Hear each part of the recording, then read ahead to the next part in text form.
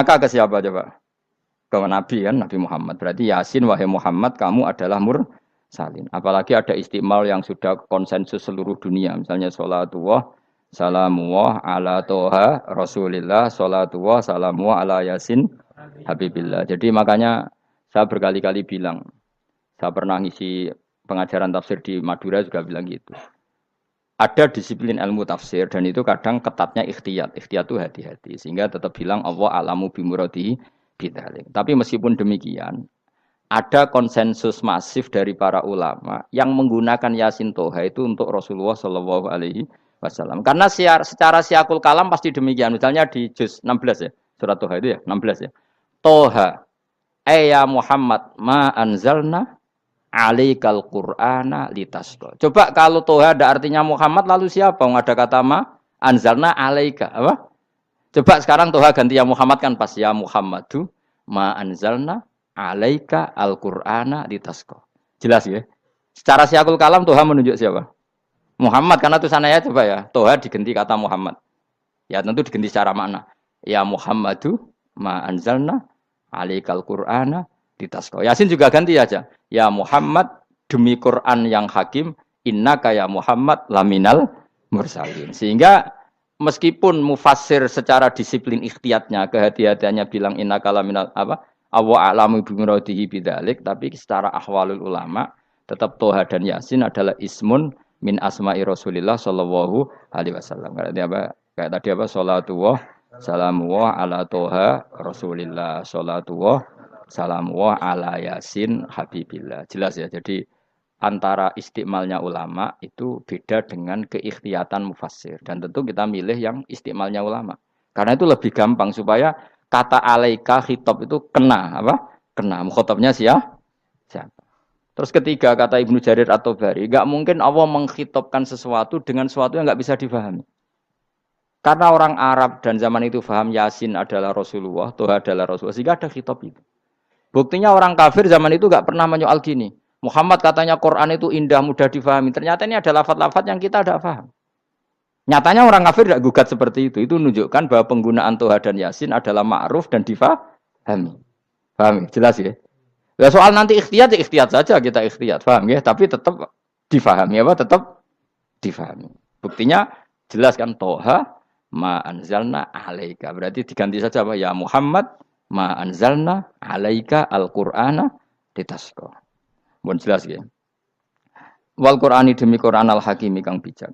Ail muhkami tegese kang kuat utawa kang kukuh. Kukuh maknane indah bi aji binasmi kelawan keajaibane susunan wa badil ma'ani lan keindahane makna. Innaka saat temne sira ya Muhammad wa Muhammad lamnal mursalin setengah sangking wong sing diutus. Sungguh termasuk wong sing diutus Allah. Ora sekedar diutus ala siratin kowe ing atase jalur to dalan mustaqimin kang jejeg. Uti alaik mutalikun ta'aluk bima perkara qabla kang sedurunge iki dawuh. Aitorikil anbiya tegese kowe iku sesuai dalane para-para nabi qabla ka sedurunge sira. Maknane torikil anbiya ya tauhid tegese tauhid wal huda lan petunjuk. Wa taqidu tinau kiti bil qasami klan qasam wa ghairi lan liyane qasam ngrad niku nolak liqaulil kufari marang pengucape wong kafir lagu maring nabi wong kafir komentar ning nabi napa lasta mursala Muhammad iku ora rasul. Terus Allah jawab innaka laminal mursalin. Tanzilal azizi kang kowe iku dadi rasul mergo entuk turunan untuk keturunan Quran sing aziz sing tanzilal azizi. Kang Quran iku dadi sesuatu sing diturunno Allah sing aziz. Fi mulkihi dalam kerajaane wa ar-rahimi kang welas fi khalqihi lan makhluk Allah. Utai lafat tanzil ku khabar mubtada'in khabar mubtada'. Ya karena Imam Suyuti baca tanzilu sehingga dia nerkepnya mubtada'. Tapi kira kita kan baca apa? Tanzila. Makanya saya berkali-kali ngaji itu sama guru.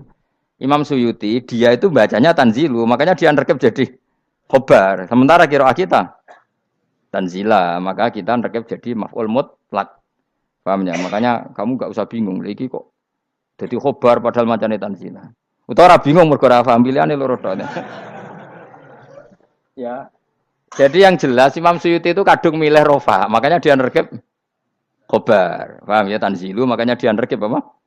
Khobar. Kalau kita baca kan tanzila. Maka itu maf'ul mutlak atau nyimpan kata amdahu.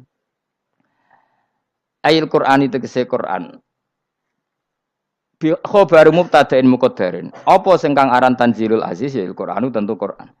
Qur'anu tujuane ditungdira supaya ngekeki peringatan sira bil Qur'an kauman ing kaum muta'alikun bitanzil. Maung zira kang ora dikeki peringatan sapa abahum bapak-bapak wong akeh elam yung zaru. Tegese ora dikeki peringatan sapa akeh fi zamanil fatra ing dalam zaman fatra. Ya jadi Quran itu gunanya ya membuat logika yang benar supaya orang itu menghindari kesalahan. Jadi menakut-nakuti itu kalau nggak harus tentang neraka, takut dari kesalahan, takut dari kebodohan. Kan kita juga takut kan punya pemimpin yang salah, takut punya kasus, takut kepleset. Ketakutan tidak harus dari neraka. Makanya saya berkali-kali bilang, saya sering dulu dinasihati Mbah Mun, hak, enak kepen alim, ojo sering maca tafsir, mari goblok dari Mbah Mun. Maksudnya mari goblok itu gini, mufassir itu manusia, kadang dia itu satu ayat umum, dia mendiktekan ke satu kasus, padahal kasusnya lebih umum. Makanya berkali-kali sama nani umpama ini, contohnya ini, karena nanti itu mengikat. Misalnya gini ya, saya ulang lagi ya, ben gayamu kayak wong alim. Ini kan malam 23. Saya itu enggak pernah loh ngitung sengaja. Tapi ini malam 23 kita insya Allah nginjak juz berapa? 23. Ini insya Allah barokah sekali. Tapi rasa Arab-Arab Lailatul Qadar. Biasa wae.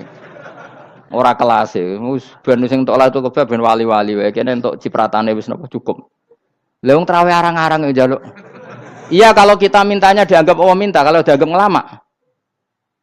Coba andekan kapasitas Anda itu RT, minta jadi presiden itu ngelama apa doa? Tidak jawab saja. Ngelama. Jatah kamu untuk azab kok jaluk Lailatul Qadar itu lama apa anda? Mestinya jalukmu orang untuk azab itu bagus. Paham ya? Banyak ulama diajak istisqa enggak mau. Banyak itu ulama. Ayo istisqa kita karena sudah lama enggak hujan. Kata ulama tadi, jatah kita ini kena hujan batu dari langit. Enggak hujan batu sudah bagus, enggak usah minta. Ulama macam-macam dan. Lah rai-rai ngene iki pantes entuk Lailatul Qadar apa untuk azab? Ayo jawab. Ayo. Orang tuh adab wis bagus. Ya dadi dongane ya Allah. Ampun jenengan siksa la tu'akhidna. La tu'akhidna maknane njuk Lailatul Qadar apa ora disiksa. Ya makam kita itu masih Rabbana la tu'akhidna. Iku supaya gak disiksa innasina waqtuna kalau kita salah. Kowe kan gak kalau. Wah sudah salah. Jadi donga innasina waqtuna sange apikane pangeran wae ditambahin kalau kita salah. Kalau kita kan sudah tidak kalau lagi sudah jelas salah berkali-kali lagi. Mbok wong diisin. Julak jaruk Lailatul Qadar gak diisin. Tapi ya oleh wong pangeran apian. Pangeran kan tapi misalnya pangeran ora aku luwe apian timbang aku. Jadi sowe disahno permintaan. Tapi gak dikabulno. Mau disahno tapi ora usah apa? Disahno iku iman jalin jan wong goblok piye meneh, macam-macam. Makanya doa paling fair itu ya Rabbana dzalamna anfusana wa lam taghfir lana wa tarhamna lanakunanna. Makom kita itu di sepuro pangeran. Sing bener donga wong traweh-traweh lho ning Tuban ning Jogja wis bener apa innaka afuwun karim tuhibbul afwa fa'fu anna. Ora ana guru-guru kita donga ya Allah anilna lailatul qadar ya Allah ka ono sarahku iki kita ana ngajarno ngono ya pokoke innaka afuwun karim tuhibbul afwa fa'fu anna. Jenengan kandat sing kathah nyepurane lan seneng nyepuro himpun jenengan sepuro. Iku wis bagus sudah bagus. Lailatul Qadar gresuk ndelok srengenge. Terus ndelok angin. Angger daerah Gunung Kidul banter terus ana-ana. Mbok wong tahu diri, maksud kula nggih tetep minta Lailatul Qadar tapi tahu diri. Misale suwe bar sedekah, puasa bar salat 1000 rakaat terus utang mesti sahur. Ambek togo-togo sing mbok dolimi jaluki sepuro. Pas kowe tenan mergo ngrasa ora dolim nduk Lailatul Qadar. Tapi kira ngrasa ra dolim wis ujub sombong. Wong sombong ya ora berhak meraih. Lah terus piye Gus? Ya piye biasa wae, pokoke biasa wae. Makom kita kok ora kena adab itu sudah luar biasa. Ora penuh adab piye. Wis ngene iki luar biasa, napa? Luar biasa. Mun nang ngandel kula, mesti ngene iki keadaan seperti ini terus. Soale dongane wae Rabbana la tu'akhidna bin nasina wa akhtana. Itu jadi itu sudah luar biasa. Nah, ini kan teruskan dawuh Mbah Mun. Misalnya Allah bilang gini, fattaku, maka takutlah kamu. Biasanya mufassir ditambahi minan nar, maka takutlah kamu masuk. Sebetulnya yang perlu dihindari dari kita takut itu ya, takut salah, takut bodoh, takut terdolimi, takut mendolimi orang lain, takut hidup tidak ada gunanya. Tapi mufasir tentu milih yang populer. Takutlah kamu dari api neraka. Coba misalnya gini, kita nanti masuk surga. Kemudian zaman di dunia kita tidak pernah berkampanye ya atau berkontribusi untuk agama Allah. Cara saya itu izin. Kata Imam Malik, saya masuk surga. Kemudian orang yang mencintai saya masuk surga itu saya malu. Rasulullah juga gitu. Saya sebagai pemimpin umat, saya malu masuk surga. Dan satu dari umat saya masih masuk neraka. Jadi ulama dulu tuh ketakutannya bukan sekedar masuk neraka. Takut malu, takut bodoh, takut keliru, takut. Saya misalnya nanti masuk surga itu malu. Andaikan saya tidak pernah ngajar tafsir Jalalain. Malu saya. Karena katanya Allah, hak kenapa pun buswargo? Terus dibon swarga. Tapi kalau pernah baca tafsir jalan kan anak keren nih. Keren artinya saya pernah mengkampanyakan Quran, pernah mengkhidmai Quran, pernah ngitmai kitab engkau ya Allah. Saya pernah ngitmai umatnya Rasulullah yaitu sampean kabeh. Pernah mulang, pernah sowan. Saya tiap bulan sowan jenengan gak sopan tapi. Mulane kira usah bales sowan rono malah ganggu aneh-aneh. Kadang santri yo pidol, wis diulang cek sowan. Orang tuh kiai kalau sudah di rumah tuh milik keluarga biar fair. Bermulang cek assalamualaikum terus kiai ini kagok keluargane ku kapan? Boyo mikir bocah ora karu-karuan. Jadi seneng ya di ilmoni, napa seneng ya di ilmoni. Saya ulang lagi ya. Nah, kata yang ditafsir itu sering tidak mengikat. Makanya kata Mbah Mun, baca tafsir itu dikurangi. Maksudnya dikurangi itu bukan apa-apa, maksudnya tadi kalimat yang ditafsir itu tidak mengikat. Yang mengikat itu yang kalimat di Quran. Nah, kalimat Quran itu umum, napa?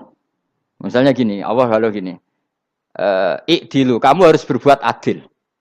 Lalu adil itu misalnya mufasir menafsiri, adil itu menyamakan di antara dua orang konflik. Misalnya di MK 01 dan 02 dianggap sama, itu namanya adil. Itu kan dawe mufasir. Atau misalnya gini, Allah bilang gini ke saya, hak kena jadi kiai sing adil. Terus adil ditafsiri orang, adil itu menyamakan sesama murid, haknya sama. Nah, tapi bisa saja adil itu di luar itu semua. Misalnya gini, ternyata adil menurut Allah gini. Adil maknanya seimbang, apa? Adil itu maknanya apa? Seimbang. Lalu keseimbangan seorang hamba adalah dia ingat Allah lebih banyak. Karena ini bandul yang benar-benar nyata. Allah itu nikmatnya nyata.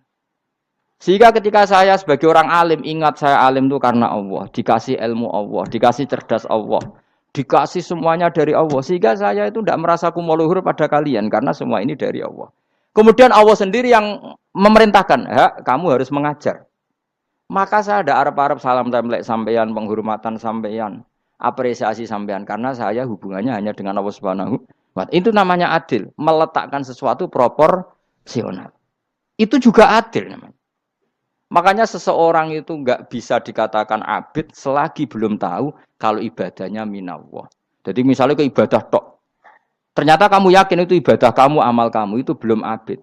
Abid hakikat adalah alhamdulillah alladzi hadana li hada wa ma kunna linahtadiya laula anda tahu. Ketika kita sujud yakin ya Allah alhamdulillah jenengan menakdir saya sujud.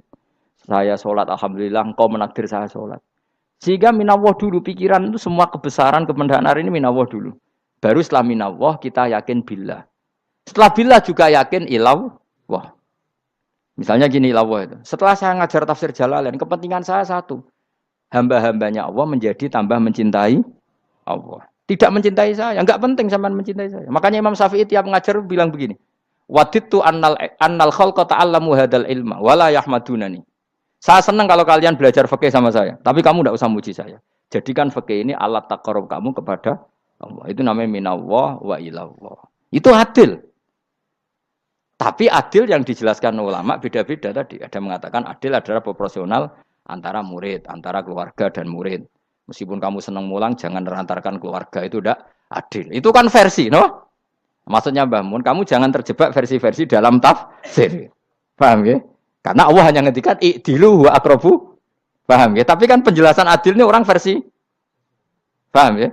Ada yang nulis adil adalah meskipun mimpin masyarakat, ya ingat keluarga.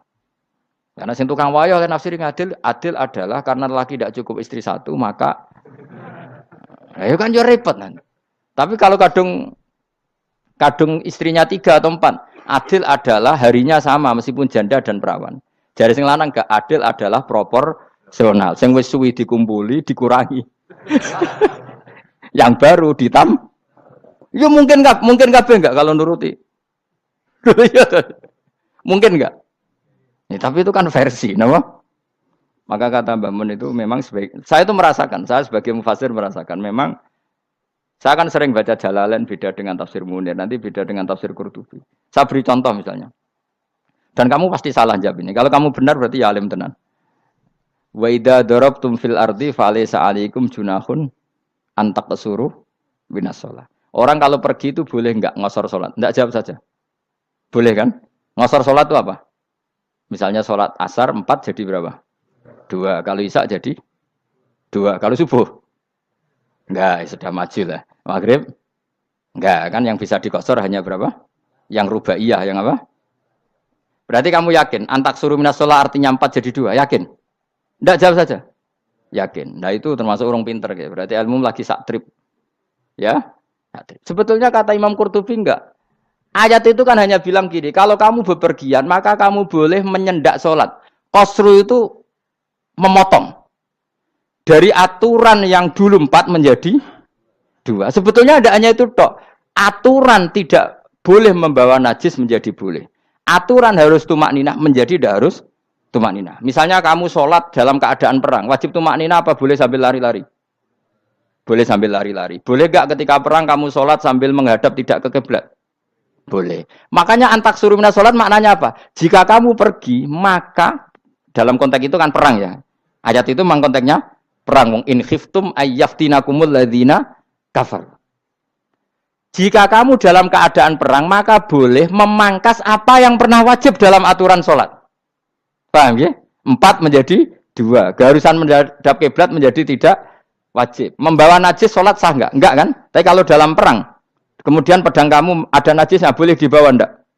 Boleh. Jadi maknanya taksuru a'ammu min ayakuna qasra sholat wa a'ammu min ayakuna wajibati sholat yang sekarang enggak wajib. Semua itu namanya juga meringkas kewajiban. Berarti nak mana nih, jika kamu dalam keadaan perang, maka boleh memangkas sesuatu yang dulu wajib menjadi tidak wajib. Yang dulu haram menjadi boleh. Tapi mufassir mencontohkan qasru sholat hanya 4 menjadi 2. Dong ya? Oh ya, nangke alim ngono tenan wis dokter tafsir sah. Engko tak iku sudah dhewe. Tapi ora perlu orang lain ngakui. Jadi itu contoh kecil. Jadi mufasir karena kebetulan dia tahunya hanya qasru sholat itu 4 jadi 2, dia itu. Padahal di tafsir lain diterangkan qasru itu artinya menyingkat atau mencendak atau memangkas. Dulu wajibnya sholat itu nggak boleh bawa sesuatu yang najis. Tapi kalau sholat dalam keadaan perang dan pedang kamu ada darahnya, boleh nggak dibawa? Boleh. Bahkan Allah menyuruh dibawa. Dan boleh nggak madhep kiblat. Fa in khiftum farijalan auruk banat lagi faida amintum fadzkurullaha kama allamakum. Ketika keadaan aman baru sholat sesuai standar. Nah berarti kan ada qasru sholat, ada pemangkasan aturan sholat. Kayak misalnya begini. Dalam keadaan normal boleh nggak kamu motong pohon pisangnya tetangga tanpa izin? Nggak boleh kan? Tapi misalnya ada banjir bandang, kemudian kamu bisa selamat kalau motong itu wajib izin apa malah haram izin? Haram izin, harus kamu langsung potong, karena kalau tanpa begitu kamu dan yang punya wajib meridhoi. Kalau nggak meridhoi disalahkan syarak malah. Paham ya? Jadi ini penyolongan yang wajib. Tapi tak sebab potong kayak ngelangisin, terus gedangnya mbok pangan, itu berlebihan. Karena Allah memaklumi hanya untuk ngelangi. Jebule wis menisan lah itu di luar izin syariat apa? Di luar izin syariat. Itu melampaui batas itu. Syaratnya boleh itu ghairu baghiw wala adfamani turra itu darurat syaratnya ghairu baghiw wala dan tidak boleh melebihi batas. Ora ape ngetok gedange jupuk sik sing mateng dipangan terus diketok. Ora oleh. Paham jelas ya. Makanya kalau ngaji tafsir ya saya kan berkali-kali ada makna di tafsir Imam Suyuti saya tambahi umpamane ngene. Maksudnya umpama itu supaya contoh itu tidak mengikat. Jadi yang disebut beliau itu satu dari sekian potensi ribuan contoh. Ya kayak tadi misalnya antak suruh minas sholat. Itu umumnya ulama membayangkan qasru sholat yang 4 jadi 2. Padahal enggak, maknanya meringkas aturan dari wajib menjadi tidak wajib. Bahkan sebagian aturan itu dikatakan haram, tidak haram. Itu tadi misalnya bawa najis atau teman kamu mau dibaca orang kafir, terus kamu bilang, hei hati-hati, itu tidak batal kalau dalam sholat siddatil khauf. Paham ya? Jelas? Semaju lah. Malam telu likur, lelatul. Soalnya wis gumen mbek wong-wong, bingung ora ilmune wong-wong. Ma ungzira abahum lam yungzaru tegese ora den kei wedi sapa ngangge fi zamanil fatrah ing dalam zaman fatrah. Ya sama seperti ini. Orang tidak mendapat ingzar itu fi zamanil fatrah, zaman enggak ada rasul. Tentu tidak hanya itu tok. Ada rasul tapi orang itu jauh dari komunitas ulama. Itu juga termasuk orang yang tidak mengalami ingzar. Jadi tidak mengalami ingzar bisa di zaman fatrah atau sudah ada rasul tapi dia jauh dari ulama atau jauh dari komunitas Islam. Itu juga komunitas yang tidak ngalami ingdar. Fahum mongko te wong akeh kaum iku khafidun lali kabehane iman sing iman parustilan bener. Ya, contoh paling gampang itu nak dawuh yai mesti bener itu loh. Kalau kamu ngaji tafsir Jalalain ya Yuhannasu budu rabbakum. An-nasu biasanya tafsirikan kufaru Mekah, napa? Padahal di situ nas semua manusia apa kafir Mekah? Semua manusia. Cuma konteks dulu karena Nabi orang Mekah dan zaman itu yang beri peringatan orang Mekah, Imam Suyuti bilang kufaru Mekah. Lah seperti itu kufaru Mekah mengikat apa enggak? Enggak kan? Enggak, karena yang dituruni Quran yo kafatal linnas. Tapi ya Yohanasu di Jalalain sering ditulis apa? Kufaru Mekah. Lah seperti itu tidak mengikat. Itu contoh saja, apa? Contoh saja dalam konteks zaman itu. Paham ya? Jadi banyak, makanya tafsir itu sebenarnya enggak ngikat. Ya tapi yang ngomong gitu harus orang alim. Kalau kamu yang ngomong malah kacau. Kemudian ngomong sombong, Mas Suti kan manusia, saya juga manusia. Ngapain saya harus ikut? Ya sarap itu. Iku ora wis sombong saraf, no? Wis sombong saraf. Lakot hakko teman-teman fahum, lakot hakko teman-teman nyata apa alqaulu apa titah, wajibat tegese wajib manane nyata ala aksarihim. Ing atase akeh-akeh wong akeh bil adab. Lakot hakko teman-teman dadi nyata apa alqaulu apa titah anane azab. Wajibat tegese wajib apa adab ala aksarihim bil adab fahum mongko te wong akeh la yu'minu ora iman sapa wong akeh. Il aksaru tegese ute akeh wong ora iman. Zaman niku Mas. Ya, maksudnya zaman itu. Tapi jengben gue mboten ngerti. Tapi yang mungkin batu Isa itu semua orang iman, tapi ya banyak yang setelah iman itu tidak bermanfaat lagi karena wes napa matahari terbit dari napa barat. Hina la yanfa'u nafsan imanuha lam takun amanat min qabl. Inna sa'atam ingsun jalna ga ingsun fi anaqihim. Ing dalam gulu-gulune wong akeh tak gawe aghlalan ing belenggu. Bi ayu dhamma gambar bi antu dhamma gambar ento dewi kumpulno ilaha maring anak apa alai di tangan. Di anal gela karon saat meneh gil iku yajma'u iso ngumpulno apa gil al yada ing tangan kal unuk maring geger maring napa gulu guri lho jenenge unuk. Wong Arab nak darani kene iku unuk, nak darani kene iku nakher. Ya jare wong Arab, ya kene iki unuk, kene iki nakher. Lah gulu niku ngeten, tangan didakok teng napa? Napa? Gulu. Napa jenenge jidok niku jidokne. Sing guri. Faya mungkote tangan ilaidi kumas muatun ting kumpulno ilal atqoni maring dagu. Niki lho jenenge dagu. Jam udzakonin wa ya mustama'ul lahyan. Kumpule dua dagu atau dua wang nek jomanan. Fahum mongko te wong akeh mukmahuna iku dadi bunder sapa wong akeh. Manane rafiuna ngangkat wong akeh ruusahum ing sirahe wong akeh. Lastatiuna ora iso mampu sapa wong akeh khudhaha ing ngendhekno ruus. Menan dhewe maksudi wa ta iki mutamsilun bayangan, mutamsil gambaran. Mulane kula gumun mbek ulama riyen. Tak contohno ya, nak ulama dhisik ku top. Wong dhisik nak darani bun neraka digludungno. Wong kafir iso ben digludungno ning neraka. Iku ya pancen ngalim tenan wong dhisik. Mergo gambarane ngene, ora usah mbok praktekno sok ben, praktekno saiki wae. Nak praktekno sok ben kowe sok ben mlebu neraka. Dadi ngeten, wong nak lungguh ngene, wong Arab nak darani iki ason-ason. Terus ngeten. Ngeten. Niki jenenge apa? Dengkul. Dengkul itu kena dagu, terus tangan kena jidok. Dadi ngeten. Jadi wong wis dalam keadaan bunder. Paham ya? Lah mulane malaikat karek nyaduk terus gludung-gludung ngono. Paham ya? Jadi mergo yo napa? Dengkul nemplek dagu, paham ya? Tangan nemplek jidok. Terus ditaleni. Paham ya? Terus ya karek gludung no, mulane wong kuno nak darane bunder rokok iku. Oke bayangno saiki sok ben ra usah, gak usah mlebu maksudnya, paham ya? Mulane ape mlayu ora iso, wis posisi ngono, paham ya?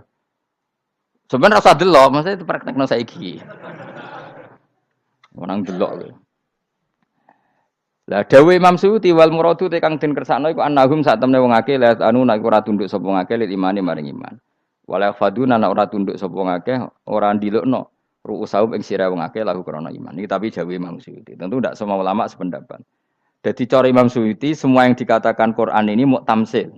Artinya mereka tidak tunduk, maknanya tidak menerima iman. Ya, tapi itu cara Imam Suyuti. Ulama lain yang mengatakan tidak. Memang orang kafir ketika masuk neraka dalam keadaan seperti itu dan digeludung. Ya tidak apa-apa sama-sama benar. Ya sama-sama benar karena ya Quran itu milik bareng, ya. Milik bersama. Jadi apa ya? Kan banyak kalimat kayak tadi mengkosor solat, meringkas solat. 4 jadi 2 yang meringkas, paham ya? Dari aturan ketat menjadi agak longgar juga meringkas. Jadi semuanya namanya memotong apa? Memotong dari 4 menjadi 2 ya memotong, paham ya? Dari aturan wajib menjadi tidak wajib juga memotong. Nah, itu kan sama-sama benar. Lihat nanti konteksnya. Wajah analan gawe sapa ingsun mimpeni aitim sanging ngarepe wong akeh sadan ing tutup. Wa min khalfim sanging gurine wong akeh sadan ing tutup. Fathisin sadan wa dhamiha lan dhumai sin sudan fil maudhi'in ing panggonan loro. Faksena mongko ngekeki gelap ingsun ing wong akeh fa mongko te wong akeh laib sirun ra ningali sapa wong akeh. Tamsilun iki ya contone aidon disat diturukil iman maring ketutupe dalan iman alih ngatasi kufar. Nak cari maksudnya kabeh iki mau tamsil. Dadi ngene. Dari depan kami kasih tutup, dari belakang kami kasih tutup, kemudian mereka saya kasih kegelapan. Maka mereka tidak tahu. Mananya apa? Dari arah depan yang mereka enggak ngerti pentingnya iman, dari arah belakang yang mereka tidak ngerti pentingnya iman, maka mereka buta, artinya tidak iman. Itu dari Imam Suyuti. Tamsilun aidoni hanya perumpamaan lisat diturukil iman, yaitu tertutupnya jalan-jalan iman. Tapi ulama lain mengatakan ya enggak. Memang pernah ada peristiwa di mana orang kafir ngepung Rasulullah dan mereka dari depan matanya dihalangi, dari belakang dihalangi, sehingga ketika Rasulullah keluar mereka tidak melihat. Itu ya nyata. Ya jadi makanya ngaji. Ya. Jadi ben keren. Oh ini ada sekian tafsir. Terus gue ngomong kan kayak wong alim keren. Nah tak kata siapa? Ono rekamane. Tapi yang ora kaji dhewe. Nah tak kata siapa? Ada rekamannya. Lah anak aku takut ada kata siapa Gus tak dudono kitabe. Lah anak gue dudono rekaman. Iku apik zaman akhir ngono wis maju. Sokoke sing rido kan. Enak kok Kang dadi orang alim gue enak. Nanti itu dadi wong alim ya rugi. Tadi nanti kan gitu. Syekh Abdul Qadir masuk surga. Entah ini gelombang kedua dan para penggemarnya. Jadi akhirnya sing alim tenan yang mlebu swarga, sing kedua apa? Dan para penggemarnya. Iku ora usah alim Kang, cukup penggemar. Jadi aku sebenarnya rugi kan. Gus Pak masuk swarga kedua dan para penggemar. Waduh. Terus jebule padha ae. Iku saking rahmane Allah. Kenapa? Kan masyhur itu hadis itu. Rasulullah itu ada sahabat nangis, enggak bisa tidur nangis. Berhari-hari enggak bisa tidur nangis. Hanya karena ingin punya satu pertanyaan. Lama-lama ketemu Nabi, ya Rasulullah saya sudah berhari-hari enggak bisa tidur, ingin menanyakan ini tapi tidak berani. Coba kamu tanya saja. Ya Rasulullah, saya ini kalau mati, engkau kan suatu saat dipanggil Allah, saya tidak ketemu engkau. Makanya mumpung sekarang saya tak melihat wajah engkau sekuat-kuatnya, sepuas-puasnya. Kata Nabi, ya. Terus, kenapa? Ya kalau engkau di surga, saya di neraka kan enggak ketemu lagi. Atau kalaupun engkau di surga kan kelasnya beda, kan enggak ketemu lagi. Jadi kemungkinan dua-duanya itu enggak ketemu. Kata. Karena tadi bisa saja, ya artinya Nabi karuan di surga, saya di neraka enggak ketemu. Atau engkau di surga, saya di surga pun beda kelas, ya enggak ketemu. Terus kata Nabi, enggak begitu aturan mainnya. Almaru ma'aman ahabba. Orang itu sesuai yang dia orang bersama orang yang dicintai. Jadi ya saya harus ikhlas kalau kamu saingi nanti. Ya, takdir no. Takdir. Wasawana ni padha uga ale ing atase wong akeh angger tau te ngekek peringatan sira gumeng wong akeh tahqiqil hamzatin angger ta. Wa ibdali saniyati alifan angger ta humata sili ala nasil hamzah wa itu khali alifin wa bun alif binal musahalan dan hamzah sing ditasil wa ukhra lan ya wa tarki lan tinggal itu khol. Amlam tungzirhum wong ra wis bakat kafir mbok elingno cek ra mbok elingno tetep la yu'minun ora gelem iman. Lah sing iman iku sapa inama tungziru ang mestine ngelingno sira. Maksude yanfa'u tegese manfaat apa ing daruka peringatan sira. Peringatanmu manfaat man ing wong ittaba kang anut sapa man adzikra ing Qur'anil Qur'ana tegese Qur'an. Wa khasyialan wedi sapa man ar-Rahman ing Allah Rahman bil ghaibi padahal ora roh pangeran. Ya khofa tegese wedi sapa wong ing Allah, toh walam yara ora ningali sapa wong ing Allah. Nane bil ghaibi itu apa? Takut Allah dalam keadaan toh dia tidak melihat Allah mergo tak tafsiri bil ghaibi barang gaib. Barang gaib ning Indonesia terjemahannya hantu. Melihat alam gaib itu maknanya apa dalam bahasa Indonesia? Hantu. Mulane bil ghaibi ra tak terjemah, apa? Piye namanya ini wa khosyal lan wedi sapa wong ar-rahman ing wasi rahman bil ghaibi padahal dene ra roh langsung. Ya ora usah diterjemah ya. Terjemah dadi apa? Barang gaib malah repot. Fabasiruhu mongko ngekeki berita gembira sira ing man bimaghfiratin kelawan pengempuranan wa ajrin dan ganjaran karimin kang terhormat. Orang yang seperti itu yang ngikuti Quran dan takut Allah itu layak mendapat maghfirah wa ajrin karim wa ta'ala juru karim wal jannatu swarga. Inna satamene ingsun wa nahnu ya ingsun iku nuhyi uripno ingsun al mauta ing wong sing mati libasi krana pas. Wa naktubu lan nulis ingsun fil lauhil mahfuz ma ing apa wae kodamu kang nglakoni sapa ngake fi hayatihim. Di Lauh Mahfuz apa yang pernah kamu lakukan ditulis min khairin kaapian wasari dan kaelean liyujazau supaya diwales sapa ngake alih ing atase iki. Wa atharahum lan yo tak tulis bekas-bekas kelakuanem. Matek saya perkara ustunna kang digawe sunah apa bima badam sause wong akeh. Jadi perilaku kamu ditulis setelah kamu mati ya masih ditulis yaitu bekas-bekas sunnah kamu yang pernah kamu lakukan. Jadi misalnya kok penemu judi, selama ada orang judi ya kamu dapat. Paham ya? Paham ya? Loro gak ya? Makanya ulama ngendikan dulu tubalil amwat tubaliman mata wa matat ma'ahu dunubuh. Bejo wong mati kemudian dosa-dosane melok mati pisan. Maknanya dia mati dalam keadaan tidak pernah melahirkan sunnah keburukan. Paham ya? Tapi bejo wong sing mati kemudian dia meninggalkan sunnah kebaikan yang diikuti terus. Kok sampean ini lho bener? Gak paham jalan lah, nggo jalan ngalor durung ngaji. Sehingga sebenarnya anak gak paham lah ya gowo. Lho kok nggo jalan cung dhisik bapak ra paham lah ya gowo. Itu sudah bagus. Apa? Bagus. Berarti pokoknya anut anak ya anut. Wah, pokoknya keren, pokoknya keren sampean keren. Jadi nanti sampean anakmu tuku jalan takoki, Pak, kok tuku jalan dhisik bapak aku ning lemari iki ono jalan. Lah tapi dhisik bapak paham yo ora paham padha. Wis stop, wis, stop. Jelas ya gitu, wanak tubuh mangkodamu wa atharoh. Makanya sisa-sisa amal kita, bekas-bekas amal kita semuanya adalah ditulis sampai Allah Subhanahu wa taala. Mulane kula kepengin jenengan nate syukuran, pisan-pisan nate syukuran. Pertama anak kita bisa sholat. Guling-gilingan banyak orang syukuran perkara ulang tahun. Kenapa pertama anak kita bisa sholat kita tidak pernah apa? Syukuran. Padahal sholat itu yang menjadi identitas anak kita, kehambaannya ila yaumil kiamah. Mbok ya orang itu gitu. Sehingga nanti anak kita tuh senang sekali. Itu saya itu kalau agak marah, itu anak saya yang paling kecil, baru umur 6 tahun. Itu tahu-tahu bilang, "Pak, saya sudah sholat." Karena dia tahu, saya itu paling terhibur kalau ada berita sudah sholat. Jadi itu penting supaya orang itu tahu orientasinya bapak itu sholat. Jadi jangan sampai terus anak kita kalau ulang tahun syukuran, tapi pas sholat kita dingin-dingin saja. Lama-lama anak kita berperasaan sholat itu tidak penting. Buktinya apresiasi bapak biasa saja. Itu contoh kecil. Sehingga nanti tertanam. Anak kamu tertanam, nanti cucu kamu tertanam. Jadi itu namanya asar. Apa? Asar. Jadi harus seperti itu. Jadi ya itu namanya asar. Makanya Nabi Ibrahim nggak berani minta uang sama Allah. Minta rezeki nggak berani. Tapi kalau dia menyebut sholat dulu baru berani. Rabbana liyuqimus sholah faj'al afidatam minan nas tahwi ilaihim warzuqhum. Kata Ibrahim. Supaya mereka kuat sholat ya Allah. Enggak apa-apa kamu kasih makan. Supaya kuat sholat. Karena kalau Nabi Ibrahim hanya berdoa, ya Allah kasih mereka makan. Nak digo zina, go demenan, go judi. Nabi Ibrahim melok dosa. Makanya dimulai Rabbana liyuqimus sholat. Supaya mereka kuat sholat ya Allah. Enggak apa-apa mereka kasih makan. Jadi supaya ini sholat jadi pokok. Kenapa kita makan? Supaya kuat sholat. Andai kan Ibrahim hanya berdoa supaya kasih makan mereka. Kemudian kekuatan itu dipakai maksiat. Ibrahim kan ikut dosa.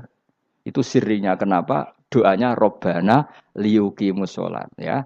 Jadi kata liyuqimus sholat didahulukan apa? Supaya mereka kuat sholat. Maka kasihlah makan, kasihlah rezeki. Jadi supaya sholat jadi pusat orientasi. Itu harus dilatih. Ya tentu kamu ngelatihnya sidik-sidik. Wong anake sapa kan gitu. Tapi ini kan cerita aja. Maksudnya orangnya biasa wae. Maksudnya iku mau cerita. Kowe gelo ya monggo.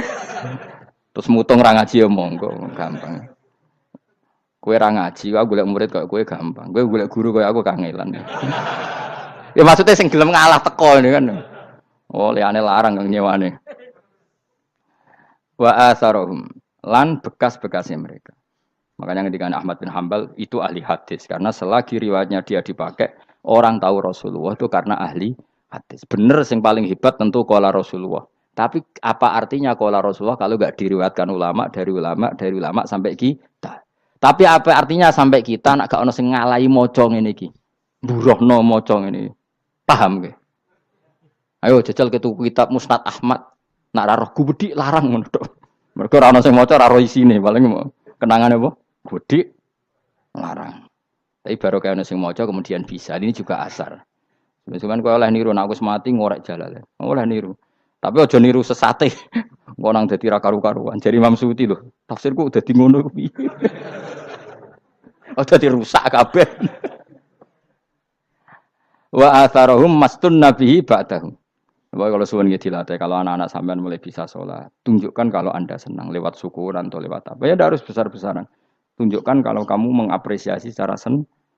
Karena itu identitas kita. Apa identitas kita? Wa kullu shay'in lan ing saben-saben perkara. Nasobahu bi fi'lin fasir utawa nasbuhu ta nasabe lafat kullu shay'in bi fi'lin lan fi'il yufasir.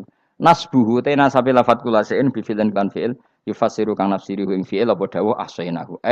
Ahsayna kullu shay'in ahsayna. Berarti namane wa kullu shay'in lan ngitung ing saben-saben perkara.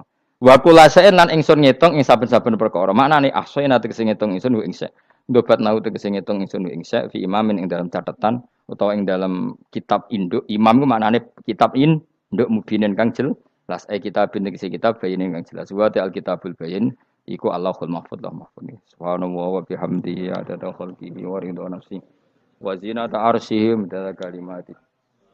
Subhanallah wa bihamdihi adada khalqihi wa ridha nafsihi wa zinata arsyihi midada kalimati. Subhanallah wa bihamdihi adada khalqihi wa ridha nafsihi wa zinata arsyihi midada kalimati. Subhanallah wa bihamdihi adada khalqihi wa ridha